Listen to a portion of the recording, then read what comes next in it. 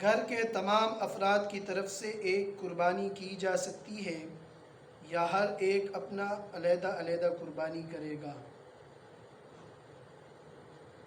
بھائی بات یہ ہے کہ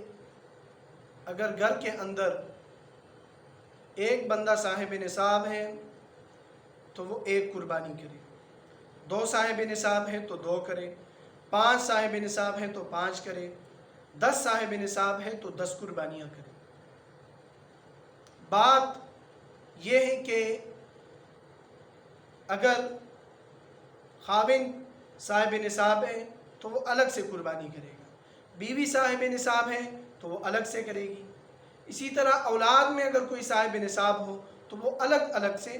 ان کی بیویاں ہوں تو وہ الگ سے جو ہے نا صاحب نصاب ہے تو وہ الگ سے قربانیاں کریں گی۔ اگر اس وقت 2023 میں 1.5 لاکھ آپ کے پاس ہے، اپنا جو ہے نا جمع پونجی آپ نے کدھر یعنی رکھی ہے، تو آپ کے اوپر قربانی واجب ہے، آپ نے قربانی کرنی ہے۔ وہ پنجابی میں کہتے ہیں سڈے چولہا ایک کے، تو بھائی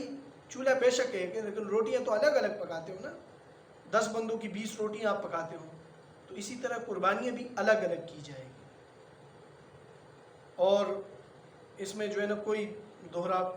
بات نہیں ہے، بس ایک ہی بات ہے، آپ نے قربانی الگ الگ سے کرنی ہے۔